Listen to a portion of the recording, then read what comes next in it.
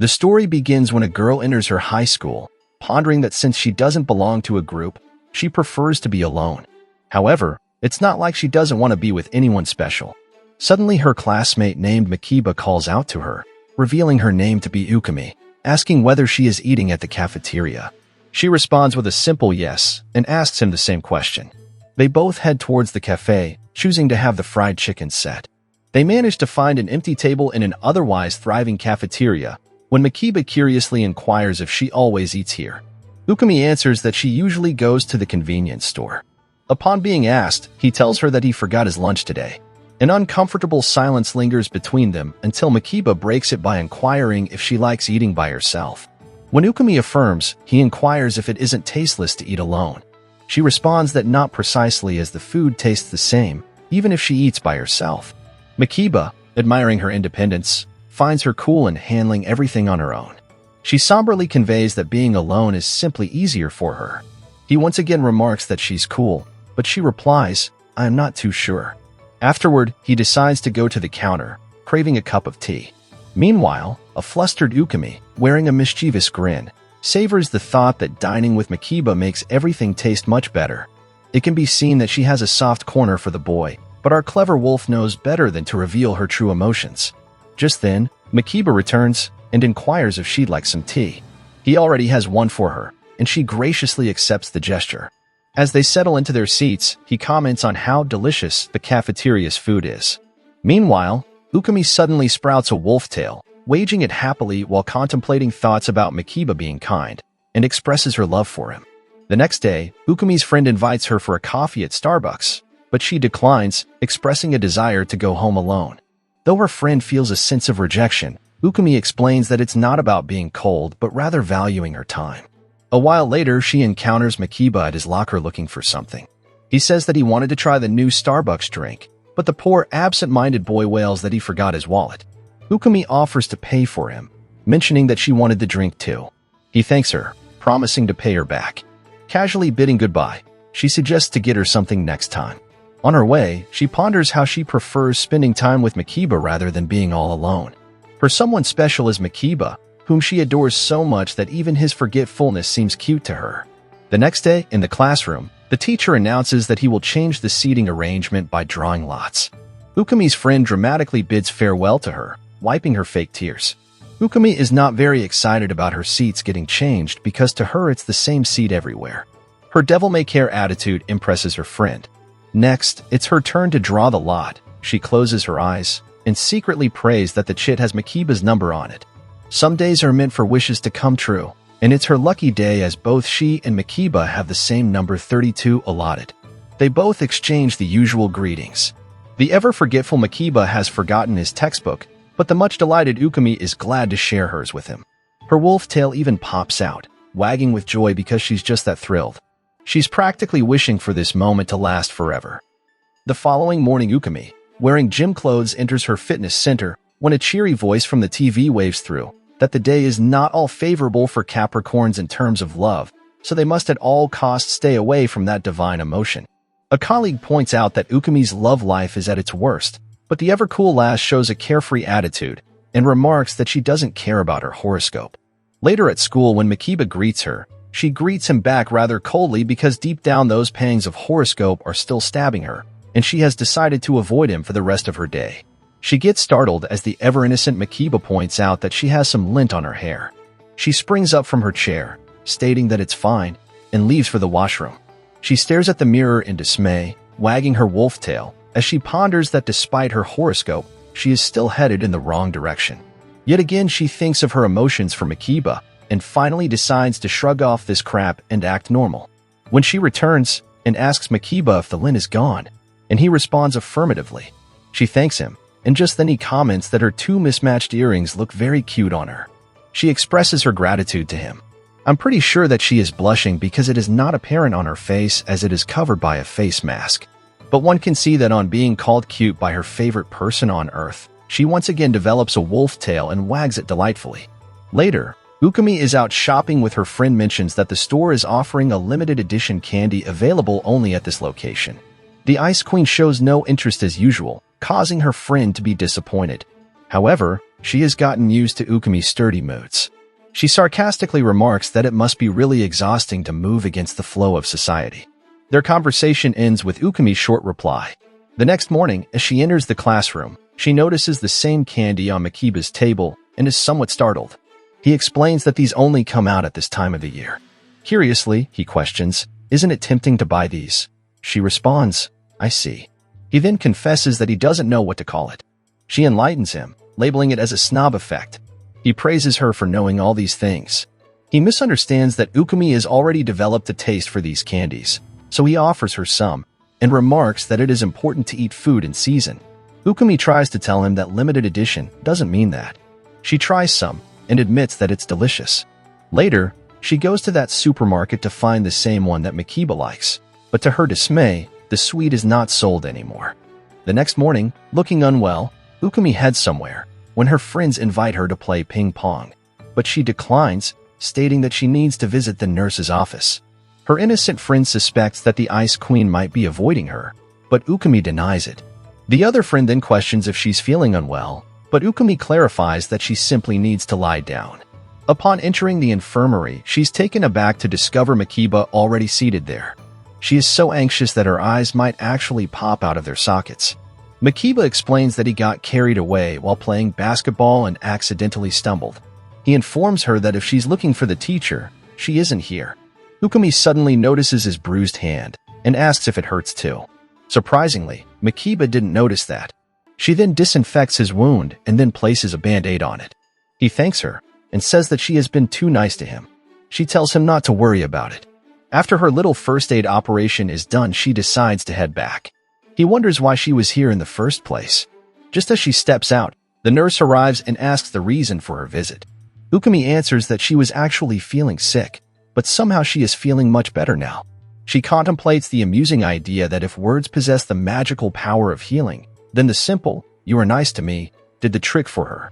She also reflects that Makiba probably didn't notice her blush, but then again, how could he, especially when she's dressed up as the Batgirl? Later, it's raining cats and dogs win. Her friend comments that it is really nice and quiet on rainy days. She asks Ukumi if she despises rain, and she replies, "Not really." Ukumi comments that she has been sleepy the whole day. She can see that, so her perky friend suggests going to karaoke and getting all hyped up. However, as usual, the frozen princess refuses and declares that she's heading home. On her way out, she sees Makiba and inquires what happened. The ever-forgetful Makiba has forgotten his umbrella, but he comments the most beautiful line, "Getting wet in the rain is part of being young." The wolf girl, without saying anything, draws out her umbrella, offering to walk him halfway. Makiba proposes to hold it for them, and thanks her for helping him yet again. He remarks that rain is very exciting, but she replies that she is not sure about that. Hearing this, he wisely comments that maybe she is not that type. The ice melts slowly, and it suddenly dawns on her that she is actually sharing her umbrella with Makiba. She abruptly feels electricity flowing inside her body, pondering that she loves the rain. However, when mentions that they are sharing an umbrella, Ukumi returns to her icy self and replies that she didn't notice that. It can be seen that both the young hearts are thumping wildly, but neither of them is expressive enough to control them. It's been a week since their seats were changed, and Ukumi wants to communicate more with Makiba. Despite sitting next to him, she has only said hello. As usual, the amnesic Makiba has forgotten his textbook and requests Ukumi to share it with him. Someday the guy is going to forget himself at home for sure, so Ukumi decides to grab this opportunity to have a conversation with him. He moves closer to Ukumi, and deep down her emotions hit a tornado, which is quite evident from her eyes widen behind that face mask. Either he is really dumb, or he is putting up an act because he asks her if he can move closer to her as he cannot see. But he does that after he is done shifting. Ukumi's expressions cannot be judged because of the cover, but her body can be seen quivering like a leaf, and her heart is thumping so hard that periodic ripples can actually be seen on her body. She decides to initiate a conversation, and she begins to speak, only to realize that the forgetful boy is also a sleeping beauty. Helplessly, she watches him dozing off like a baby, finding him incredibly cute in his slumber. Despite knowing that it's a bit foolish, she feels an inexplicable urge to keep watching him like this forever. Love can make the most sensible ones drop on their knees, hence proved. Later, while operating a vending machine, Makiba asks Ukumi standing next to him if she likes black coffee. She responds, "I can drink it." He then blurts out that actually he wanted some juice but accidentally pressed the wrong button. It seems like the handsome hunk has wobbly fingers as well. They both cheer their drinks, and Ukumi takes her mask off, revealing her face. When she takes the first sip, her face wrenches due to the sheer bitterness in her mouth, and it appears that even she cannot tolerate black coffee. She just accepted it to impress him. She notices him staring at her intently and wonders whether he is actually amazed by her or if he seems to have guessed that she is forced drinking that black tar. He asks if he can take a sip. Ukumi cautiously hands him the can, and he remarks that he feels that he has grown up since he last tried it. A panic-stricken Ukumi closes her eyes as Makiba is about to sip that black coffee. He gulps down the drink, and after a short pause, he officially declares that he still cannot drink that thing, and he seems visibly shaken. She has never seen him like that. It dawns on her that they have been indulged in an indirect kiss unconsciously. Blushing, she turns away. From that day onward, Ukumi develops a liking for black coffee. Another casual day at school, we see Ukumi sitting idly checking out her cell phone.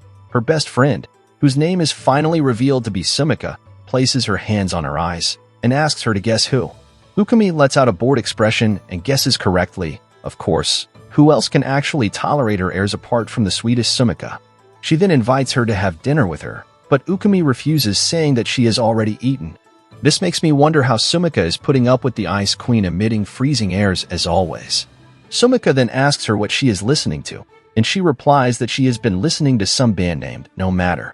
When Sumika squirms, showing a slight dislike towards the band, Ukumi comments that different people have different tastes.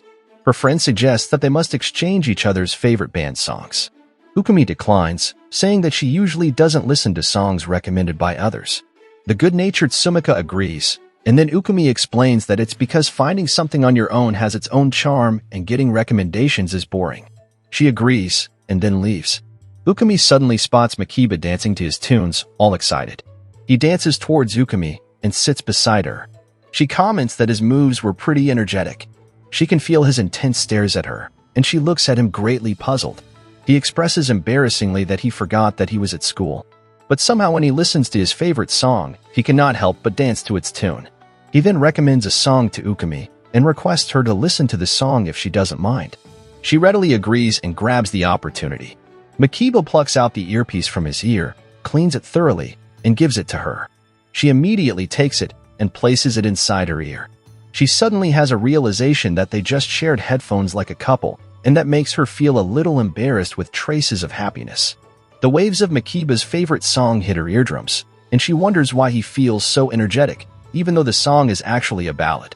One fine day, Owagami finds Makiba sitting all alone on school stairs staring at empty space. She asks him about what he is thinking, and Makiba replies that he's spacing out.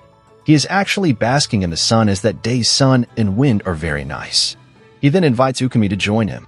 She is dying to be asked by him, but all she does is to respond coolly, saying if he insists. She takes a glance at him and thinks that it's just the two of them all alone when Makiba tells her that he is spacing out because of the sunlight. He asks her whether she is feeling refreshed by all this. Ukumi is already elated being alone with Makiba that she actually cared less about the sunlight. Makiba then discloses that he has one dream. He wants to live in a house with a veranda in the future so that he can enjoy the sun like this whenever he wants. He then asks her about her dream. The Ice Queen replies that she has never thought about it, but deep down she has this life-changing dream of being Makiba's wife, wants to be with him when he is working from home, and wants to go shopping and on vacation with him all alone. She even goes beyond wanting to have a couple of children, a son and a daughter with him. Her dream is endless, and she wants to say something to Makiba, but she is afraid he might find that boring. Meanwhile, he is enjoying the whiff of fresh wind, and Ukumi keeps on looking at him, thinking that she wants a future like this one. Makiba finally wakes up from his daydream and realizes that it is getting late. He apologizes to her for dragging her into this, and the lady replies without any expression that the whole experience wasn't that bad. Makiba looks at her, and then exclaims that they must bask in the sunshine again someday, while her heart secretly roars that she wants it very, very much, and hilariously a tail reappears on her back wagging wildly, depicting her level of happiness. While Ukumi is picking up a can of drink from the vending machine, Sumika calls out to her. She asks what Sumika is doing as lunchtime is already over. Sumika remarks that she is pretending to be a lawbreaker by staying here and skipping class. She insists Ukumi to sit with her, which she reluctantly does. Sumika points out how she loves Ukumi's habit to grumble about what she requests, but then ultimately gives in.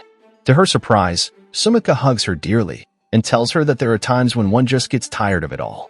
Aboard, Ukumi rolls her eyes at Sumika's comment and says that this isn't helping her at all. It can be seen that the more Sumika tries to cuddle her closely, the more Ukumi tries to withdraw from her. Sumika notices her repulsion and comments that skinship releases oxytocin that relieves stress. Ukumi remarks that she isn't feeling anything releasing any. She then clearly tells her friend that she doesn't like being clung to. Sumika immediately withdraws herself and feels thoroughly embarrassed.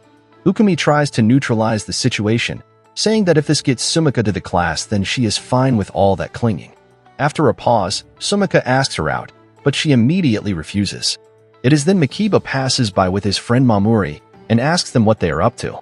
Sumika replies that they are pretending to be lawbreakers. Makiba displays his signature puzzled look. Sumika explains that she thinks that it is pretty much unlawful of them to loiter around a solitary place. Makiba is interested in joining them. However, Mamori warns him not to play along. Sumika then offers him a seat beside Ukumi, which Makiba graciously accepts.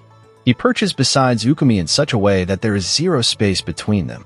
Her heart begins to thump wildly due to this unusual skinship, and she feels as if her body is releasing massive quantities of oxytocin. Mamori warns Sumika not to teach Makiba bad things as if he is in kindergarten. She literally calls Mamori his mom. Saved by the bell, he calls out to Makiba, who is fretting that he still needs to get ready for the class. Mamori asks him whether he got something to drink, but that he is a habitual forgetful person, of course. Meanwhile, Sumika also stretches out, feels thoroughly regressed, and heads out for the class. Ukumi touches her shoulders that touch with Makiba. Sumika suggests that they must do this every now and then. Ukumi agrees that once in a while is really okay. Secretly, she admits that skinship is actually amazing, and yet again she comes along wagging her non-visible tail that depicts immense satisfaction. Later, Makiba reminds her that they are on duty that day. When Ukumi admits she forgot all about it, he jests about her forgetfulness, adding that he's no stranger to it himself. Meanwhile, she ponders that she hates lying to him, but she has eagerly anticipated this event all week. She acknowledges her own substantial ego, recognizing the ongoing struggle between her outer facade and her inner self. Makiba then admits that even he forgot all about the daily duty until the teacher reminded him. He then informs her about the tasks they will be performing, like giving commands to the class, wiping down the board, writing in the log, and then some odd jobs. Ukumi suggests that she would like to fill in the logs. He readily agrees and takes the job of giving commands, and suggests that they will be conducting the rest of the tasks together. In the class, the teacher announces that whoever's on the day duty can hand back their notebooks. It's evident that the teacher only calls on Makiba for tasks like collecting notebooks and distributing handouts. In the end, Makiba asks Ukumi to help him wipe the board, but she insists on doing it alone. She apologizes to him for being paired with her because the teacher assigned him all the tasks and ignored her. She speculates that it's because of her unconventional appearance that teachers perceive her as unfriendly, while they are comfortable with him. This surprises Makiba, as he finds Ukumi very approachable. Hearing another compliment from him astonishes her, and she eagerly confirms with Makiba, like a love-struck puppy, whether he truly believes that she's easy to talk to. He readily affirms. Ukumi calls him a strange person, and he confirms if she thinks so. After finishing their duties, they leave the class. He asks her again if she finds him strange. After a brief pause, she replies, yes, but in a good way, finally admitting to one of his real characteristics. Makiba remarks that it's fine then. At home, Ukumi writes about her day in her diary. The next morning, Ukumi is greeted by Sumika, and she decides to quiz her about herself. She comes closer to her and inquires what is different about her today. Ukumi comments that she is as lively as always. However, Sumika points out that she wants to know what is different about her. When she receives no response, Sumika shows her the shoes she is wearing and tells her that this is different about her. Lady, you should know that the very proud Ukumi always looks up while walking, so her eyes couldn't catch the glimpse of your feet. Sumika comments that Ukumi will never be popular if she won't notice the slight changes in girls. Our wolf girl responds coolly that even though she is a girl, she doesn't notice small changes in people. Despite Ukumi's indifference, Sumika finds her very cool. And finally, the Ice Princess tells her that her shoes are actually cute. Entering the class, she's startled to see Makiba wearing glasses. She wonders whether his eyes are getting weak or maybe he is just changing his appearance. She observes that either way he looks good. It is then Makiba asks Momori whether he noticed something different about him. He should have asked this question from Ukumi though. Momori doesn't lift his eyes from his cell phone and remarks that maybe Makiba trimmed his bangs, surprising Ukumi standing behind them. Makiba comments that Momori loses 10 boyfriend points. He gets slightly offended, so Makiba suggests that he should start noticing slight changes. Momori retorts that Makiba should stop acting like his girlfriend. He confesses that it is just that he cannot see anything without his glasses. Makiba nudges Momori, engagingly signaling that he got it right. Makabe finally notices Ukumi and asks her the same question. She immediately responds that he is wearing glasses. He makes a bing-bong sound, saying that it's correct. Momori intervenes, stating that he is acting weird today. Hearing this, Makiba voices that Ukumi is the only one who actually pays attention to him, and he is glad that he isn't alone. Momori replies with some agitation that he will get abandoned one day. He then explains that his dad gave him the glasses, and they block blue light. Ukumi silently leaves and ponders that she really hopes that others don't notice that she is always staring so blazingly at Makiba. Girl, find out, do people actually notice you? The next day Momori asks Makiba about his glasses, and the absent-minded Makiba replies that he forgot them, so nothing can cure his forgetfulness. The following day, on reaching school, Ukumi shuts down her umbrella and ponders that unexpectedly it started to rain heavily. It is then a fully drenched Sumika calls out to her and tells her that she is soaked to the bone. Ukumi reminds her that the forecast called for a downpour today. The pea-brained Sumika reasons that she always keeps a spare one at school, so she thought she would be fine. Ukumi tosses a towel to her and instructs her to dry herself before she catches a cold. While drying herself, Sumika finds herself falling more for Ukumi. She inquires with Sumika whether she has a spare jersey. When Sumika refutes, Ukumi provides her with her own jersey. It is then Sumika asks a very unusual question, if being wet makes her twice as hot. Ukumi responds that it makes her look like an idiot though. Sumika calls her a meanie, but is grateful for the jersey.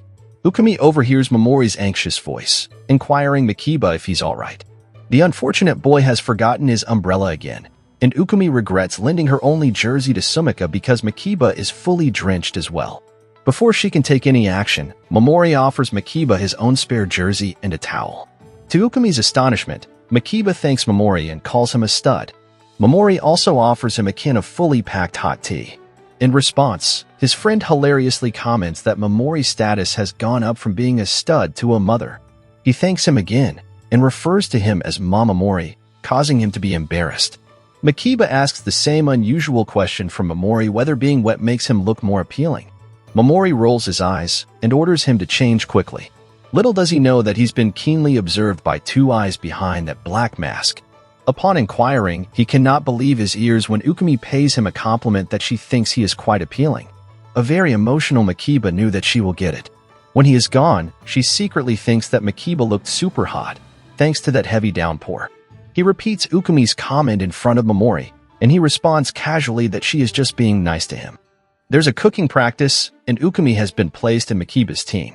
She finds it a wonderful opportunity not only to talk to him, but also to carve a passage through his stomach. Momori is startled by Makiba's glaring energy, but it is Ukumi who is feeling ecstatic as she will be cooking together with him. He ponders aloud where shall he use his skills first. Ukumi suggests that she'll peel while Makiba cuts. She asks him whether he cooks a lot at home, and he refutes completely. This makes Momori wonder about his oozing confidence. Makiba offers the reason matching his intelligence limit that he has been going through some cooking manga, so he thinks that he has got this. He then tries to cut clumsily, obviously imitating the manga styles. He accidentally cuts his finger to Ukumi's frenzy. So she immediately puts a band-aid on his finger. The guy obviously underestimated cooking. Momori comments that there is no consistency to the way one cuts the veggies. Makiba defends Ukumi, and with a high tone asserts that he was the one who cut those veggies, and not Ukumi. Momori explains with slight fury that he was actually referring to him. They both call it truce with some contempt, of course. They are stupefied when they find Ukumi dicing and cooking without their negligible presence. She tosses and fries with great dexterity and in no time dishes out curry with finely chopped ingredients, a Caesar salad, minestrone, and some almond tofu. These all dishes are prepared as Momori was on soup duty, Sumika on salad and dessert duty, while Makiba's only had the hype duty. He comments that the curry looks good, She reasons that they make their curry at home with finely chopped ingredients, that's why she is an expert in making it. An overly hyped Makiba tastes a spoonful and exclaims that it tastes amazing to Ukami's delight. Hilariously, he orders to bring out the chef as if dining in some fancy restaurant. However, Momori points out that they are supposed to be the chefs. Makiba thanks Ukami for saving his day and tells her that he can eat her cooking every day. She gives a devil-may-care expression, but inside, her heart is dancing merrily because it sounded like marriage to her. She vows secretly, not knowing that her face is flushing hard, that she will make him as much as he can eat, as she really loves him. Later, a dazed Sumika rattles the locker by standing against it. She refers to Ukami as wild and wonders why she is staying after school because it is very unlikely for her. She explains that she is waiting for Rinka, who is in a committee meeting. Sumika is curious whether both Rinka and Ukami have plans. She replies that they both are planning to go to Starbucks. Sumika is surprised why she wasn't invited. She throws a huge tantrum, and even when Ukami tries to pacify her by inviting her at the moment, she wails that she doesn't want to be an afterthought. She wants a prim and proper, "I will be delighted if you came with us" kind of invitation.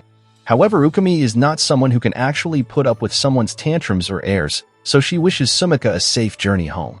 She regains her composure immediately, thinking that she might have gone too far in being obnoxious. They both hear two girls talking about the most eligible guys to date in their class. One of them suggests Momori as she feels he's really hot. The other one agrees but points out that he seems a little intimidating. Sumika points out secretly at the girls, mentioning that they are talking about love, and inquires if she want to try doing that sometime. But the snob Ukami couldn't care less, plus she adds that it's not ethical to eavesdrop.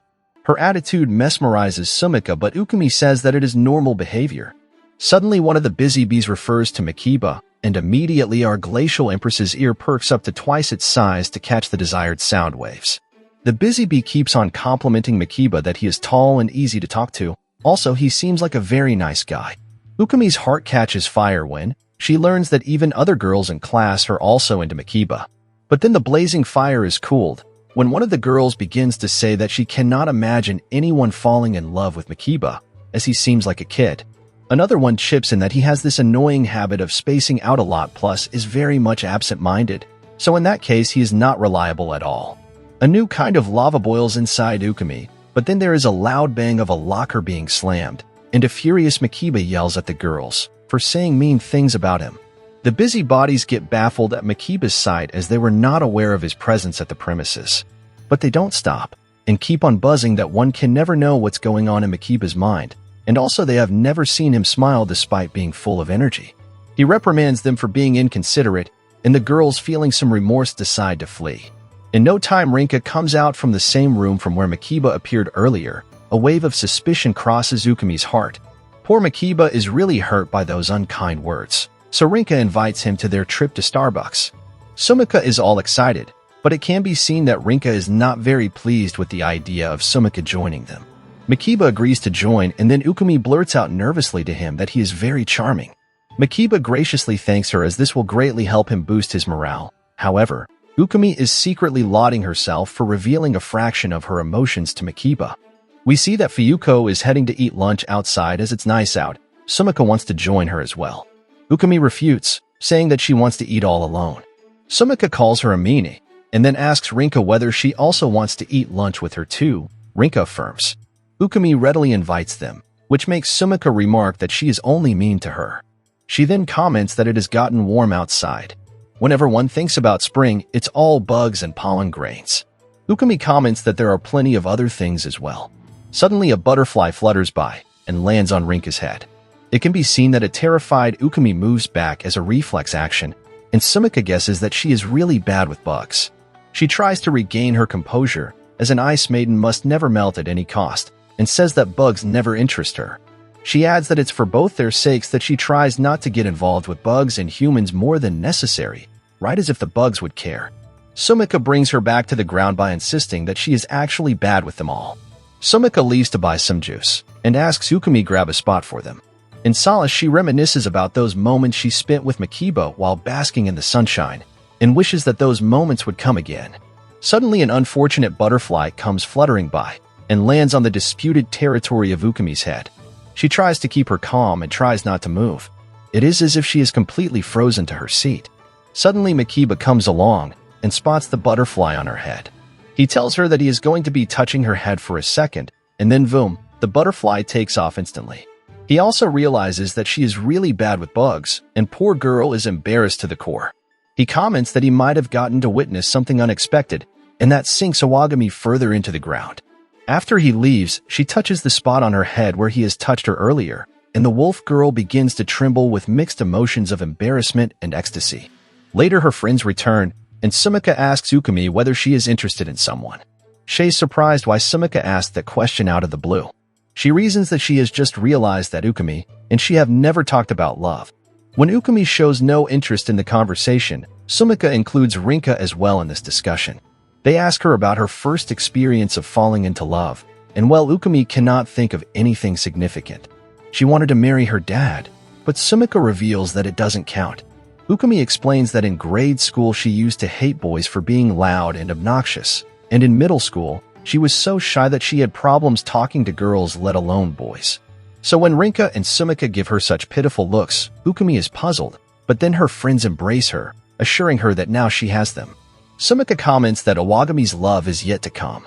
Sumika comments that if by chance Ukami finds her first love, then she must confide in her so that she can poke some fun at her, like she doesn't know the Ice Maiden with her icy cold emotions frozen inside her heart.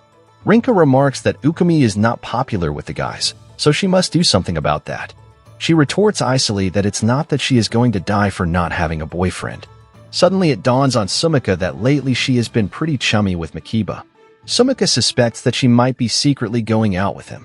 Little does she realize that drums are being banged inside Owagami's heart on hearing Makiba's name.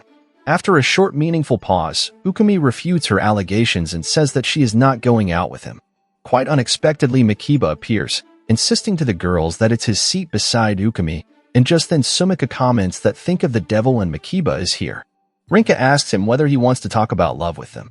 He readily agrees to Ukami's discomfort. He confesses that there is a senpai in the soccer club that he is interested in. Sumika and Rinka are curious why Makiba is joining from the girls' side. He then asks Sumi-chan about her love interest, and she tells him that if he means someone getting on her nerves, and points towards him. He then asks Rinka, and she tells him that she will not make the same mistake again. Suddenly the bell rings and sadly the lunch hour is over. Both Rinka and Sumika flee for their next class, as they want to avoid the beast. He then turns to Ukami but is met with a long, deep spell of silence. He apologizes to her for ruining her love talk, but she remarks that it was mostly Sumika chattering away like a monkey. Makiba tells her that they will take their love talk revenge from the girls the next time, but Ukami shows no interest, so the topic dies its death. But secretly she knows that the only thing she will be talking about would be Makiba, and she might accidentally make a confession. Still, she would love to hear his love talk no matter what. The next day, Rinka and Sumika are looking for their beloved Owagami to have lunch with her, but Makiba tells them that she left as soon as the bell rang. Sumika curses that lone wolf, as she really wanted to be with her. Soon she settles down with Makiba and Momori when quite predictably Makiba forgot her lunch. So he decides to head for the cafeteria. Soon, poor Momori is left alone sandwiched between Rinka and Sumika. Lord saves his head. Meanwhile, Makiba encounters Ukami at the cafeteria, and she assumes that Makiba has yet again forgotten to bring something to eat. To that cherry on the top, he asks innocently that how does she know, and whether she is a psychic. Soon they buy their respective lunches, and Makiba points out at the spot in the back open. But then he realizes that she might prefer to be alone like always. She ponders that she was all ready to eat with him, but says that she will, but she doesn't mind if Makiba doesn't mind sitting with her. He thanks her for letting him join her because he gets really lonely when he's alone. Makiba strikes a conversation with Owagami, asking her whether she actually prefers to be a lone wolf. She replies that rather she finds it easier to be all by herself. She tells him that stuff like reading the room and jumping in, and then paying attention to stories that she doesn't care about, all of these agonize her. Makiba is readily impressed and calls her a cool customer. On the contrary, she has been thinking that being with caring people like Rinka and Sumika isn't that bad. Out of the blue, he asks her whether she is okay talking to him. When she shows a puzzled expression, he explains that he knows that sometimes he says weird stuff, pondering that Momori always points out. So, he inquires if it got to her. Ukami lets out a loud chuckle, and poor Makiba becomes self-conscious again, wondering if he might have said something bizarre again. A beautiful smile lightens up Ukami's face, and she assures him that he is really easy to talk to. A mesmerized Makiba stares at her face and comments that he has never seen Ukumi laugh like that before. He then offers to have lunch with her like this some other time as well, and a delighted Owagami agrees readily. The next morning she spots Makiba, but before approaching him, she takes out a vanity case from her bag, checks her image to make sure she is looking okay. Then with a very dazzling smile, under her mask, she greets Makiba. She is elated that they both bumped into each other on their way to school. One morning, Makiba frantically approaches Ukumi and asks whether she has brought her math and English homework. He asks her to submit as the teacher has assigned him the duty to collect all homework, which the poor lad is painstakingly performing by carrying the heavy load. He hilariously admits that he has been punished for forgetting his homework, and the teachers are usually waiting to pounce on that kind of opportunity to make him perform errands for them. Ukumi offers to share his load by half because she feels that it will be dangerous if he tripped and fell. Makiba lets out a weak protest, saying that it is his punishment, and the ever-noble Ukumi says that they must bear it together. Makiba feels thoroughly indebted to her. After delivering them to the staff room, he thanks her for saving him, but he feels that it would have added spice if he had actually fallen. Ukumi looks at him as if he has lost his mind and tells him that it's really dangerous and he must not say stuff like that. Now, before Makiba could react, she disappears from his sight, but he finds her sitting on the ground in an awkward position. Poor Ukumi has slipped accidentally on the floor due to some water on the floor, but Makiba is feeling guilty as he feels that he made her fall. He anxiously asks her whether she can stand, and also if it hurts her somewhere. She gives him an intense stare, and assures him that she is really okay as she just slipped a little. Makiba gives her a hand so that she can stand on her feet, and comments that nothing gets to Ukumi. Later, he decides to find a rag to wipe off the water as that can be dangerous to others. Meanwhile, Ukumi is staring at her hands as she held his hands, and her cheeks becomes tinted with blush, though camouflaged by that mask. She secretly cries to herself about how much she adores Makiba. When he returns with a rag, she immediately returns to her old icy self and offers to clean the water. But deep down she feels great respect for him taking time to remove hurdles in other people's lives. She ponders that lone wolves do not associate with any groups and prefer to act on their own, but that does not mean that they never wish to be around others. Next, we see that the girls are heading towards their basketball class, and Sumika encourages Ukumi to do her best. She tells Sumika that she also needs to put in some effort as well. Sumika refutes and says that she is not made for those sports that require running. Owagami then encourages Rinka to play as well. However, she makes an excuse that she is just an observer. Ukumi tells her that there are no such thing as observers for classes. Rinka tries to get away by becoming a personal cheerleader of Ukumi in order to raise her spirits. She tells them that she is going to take it easy as she has work today. So when Rinka calls her lazy bones, Ukumi retorts that those are big words coming from her mouth. Suddenly Makiba and Momori pass by, and Makiba comments that the girls are having basketball today. Ukumi observes that he is unable to walk properly, and Momori is helping him walk. She is actually worried about him, and Makiba tells her that he got too carried away in his table tennis match. That's why he slipped and twisted his ankle. He then inquires excitedly whether the girls are playing matches. Sumika replies that only Ukumi is playing, while Rinka and she are on the cheer duty. Momori points out that cheer duty is nothing. Makiba then asks Ukumi whether she is good at playing sports. She replies humbly that she is average. He comments that he loves sports but he is pretty clumsy. He adds that he really loves people with good reflexes. He is so engrossed in his own gloom that he doesn't notice someone staring at him so lovingly. Soon it's Ukumi's turn to play basketball, and Makiba roots for her. The girl tells him pompously that she has her own cheering squad, so she is going to give it her all. The trio looks in great admiration when she skillfully dribbles the ball and then shoots backward into the basket. All except Momori clap and cheer for her, while Momori exclaims that all are being completely obnoxious. But Ukumi has eyes and ears only for her handsome hunk, who remarks that she is really cool. Fuyuko and Sumika are sitting face to face when Rinka appears out of nowhere and suggests they do a psychological test. Sumika comments that came out of the blue. Ukumi also remarks why Rinka suddenly wants to do such a test. Rinka begins the test without paying any heed to them. She turns to Sumika and tells her to assume that she has gotten acquainted with a foreigner. Rinka mentions that there is one thing the foreigner doesn't like about her. She then gives her 3 options: frequent drinking and partying, she has completely opposite views on things, or obsession with branded goods. She chooses option 2.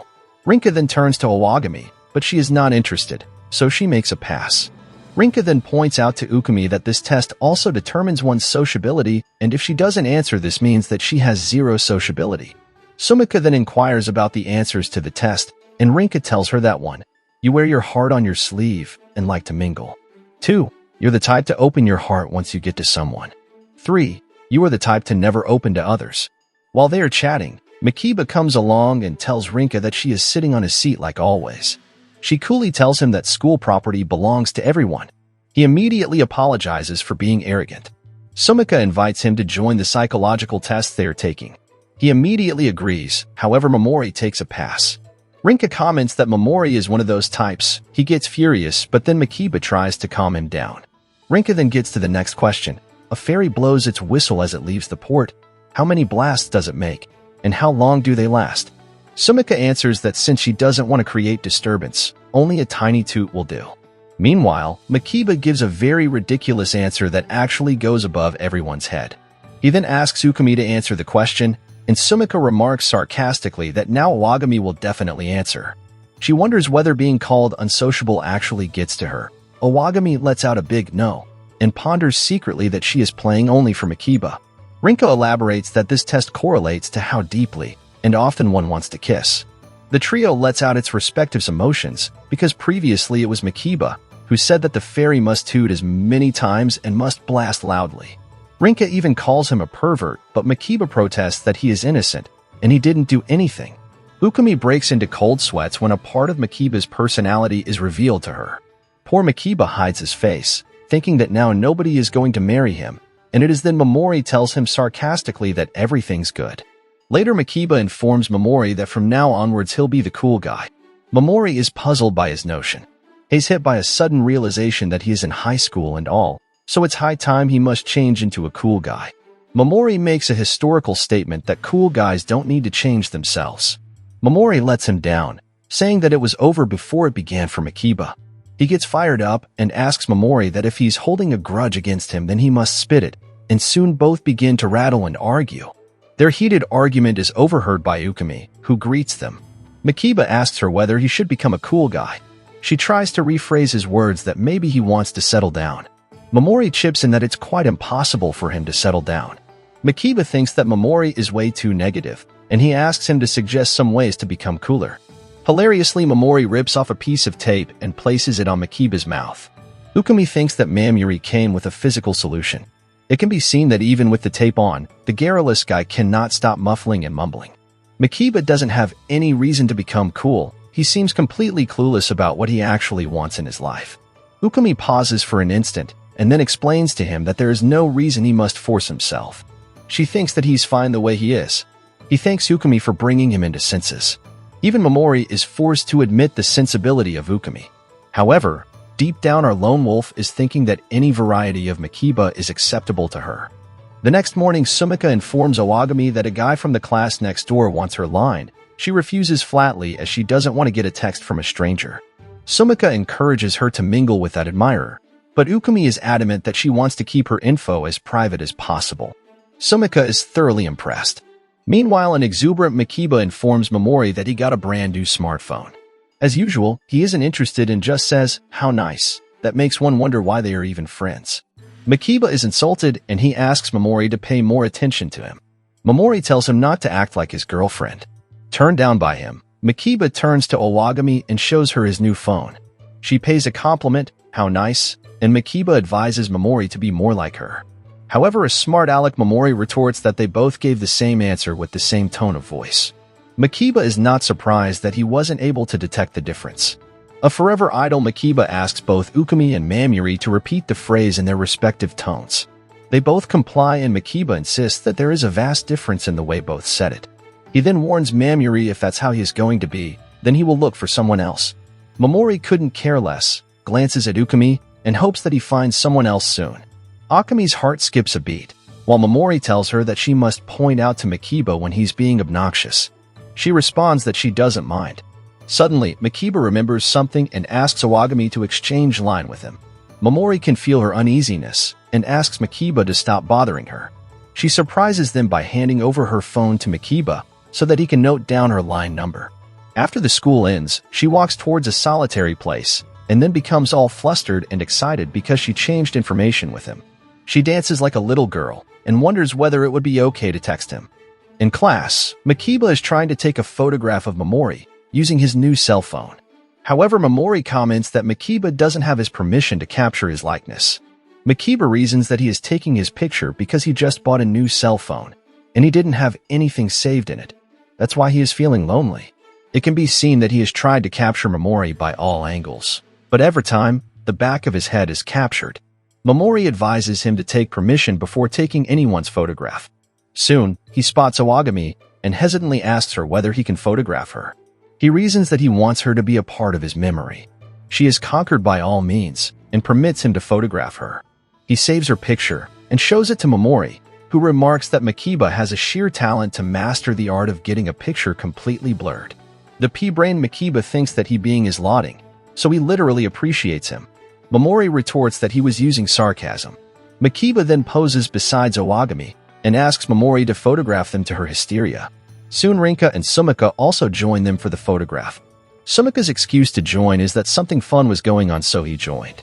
Meanwhile, Rinka cannot tolerate the fact that Ukumi's picture is taken without her. Makiba compliments Momori's photography skills and decides to send it to everyone. Rinka suggests him to make a group, but Momori mentions to exclude him. Still, Makiba sends him a request. Meanwhile, Sumika tells Ukumi that she thought she was against her picture being taken.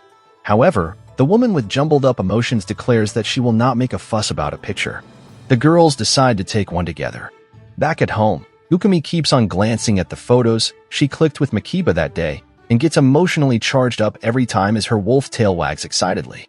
Momori and Makiba were also able to take a good picture. One morning, Ukumi is at her house where she is wooing her dog, Yuki. Her brother Tuya comes along and greets her. He tells her that he was up the whole night completing his university assignment. He is busy attending a call when Yuki begins to pace all around him. Fuyuko is observing Yuki's movements and then calls out to Tuya that Yuki is trying to greet him. However, he asks Yuki to hold on as he wants to reply to a message urgently. Fuyuko coaxes Yuki to come to her instead as Tuya's reply is more important to him. Tuya irritably refers to her as an evil stepmother. A while later, she receives a message from Makiba asking whether she has a husky for a dog. Actually, she has used Yuki's picture for her DP, so Makiba thought he should comment and ask her about the dog. When she sees Makiba's message on her phone, she immediately dives for it neurotically.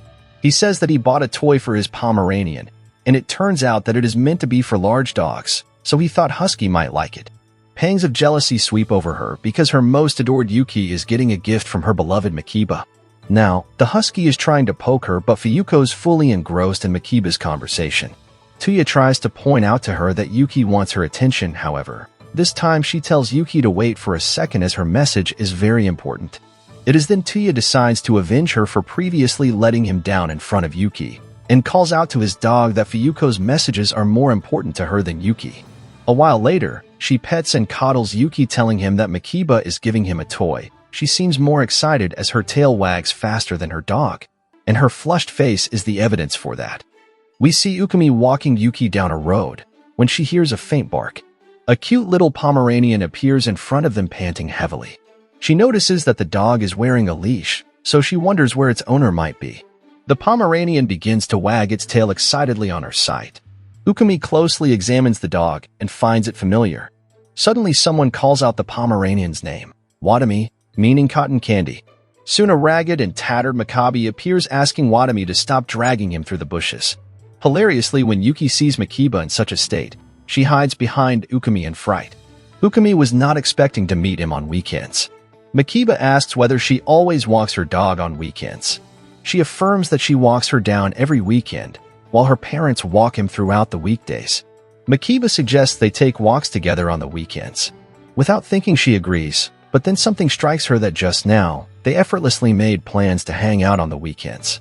Makiba asks her whether he can pet Yuki. On her permission, he begins to politely pet Yuki to her amusement. Makiba becomes emotional and is on the verge of tears because Yuki is letting him pet so readily. Poor Makiba is so touched that he blurts out that ever since he was little, animals and young kids have never respected him. He got kicked and bitten a lot. He then gives an example of Watami, and how roughly she treats her master. He appreciates Yuki for being a good girl. Soon, he departs, till they meet next time.